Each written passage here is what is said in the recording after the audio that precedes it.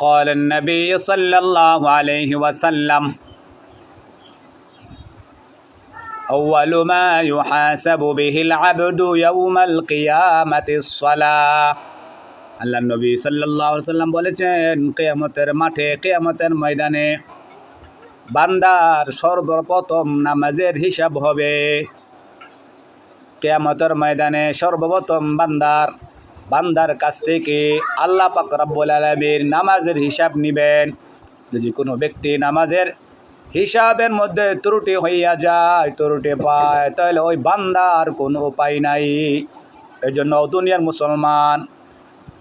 দুনিয়ার মুসলমান নামাজকে কায়েম করুন, নামাজ প্রতিষ্ঠা করুন। নামাজ কায়েম করা, নামাজ পড়া মানুষের কাজ, নামাজ না পড়া জীবজন্তু জানোয়ারের কাজ।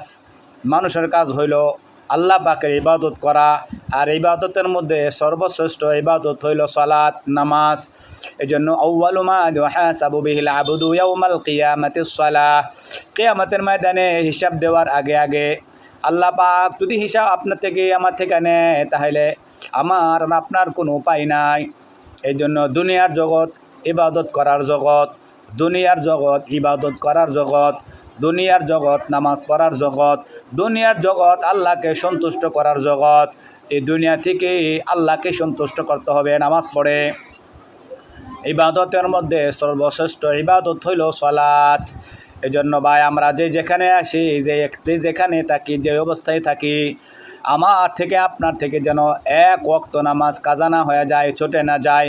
আল্লাহ নবী সাল্লাল্লাহু আলাইহি ওয়াসাল্লাম বলেছেন, যদি কোনো ব্যক্তি এক ওয়াক্ত নামাজকে আর এক ওয়াক্ত নামাজের সঙ্গে একত্রিত করে আদায় করে, সেই জন্য কবিরা গুনাহ যত আছে সমস্ত কবিরা গুনার মধ্যে একটি কবিরা গুনার মধ্যে সে প্রবেশ করিল।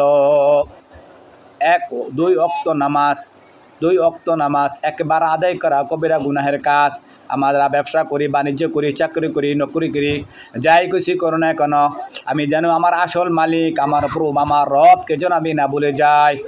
আমার রবের কথার জন্য আমার সব সময় স্মরণ থাকে।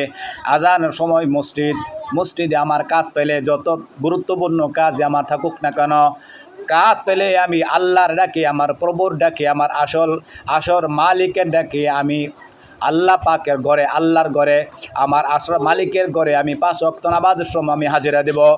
ফরজ নামাজ আদায় করার সহি তরিকা হলো মসজিদে জামাতের সঙ্গে, আর নফল নামাজ, সুন্নত নামাজ সহি তরিকা আদায় করার মাধ্যম হইল ঘরে বা নিজের স্থানে।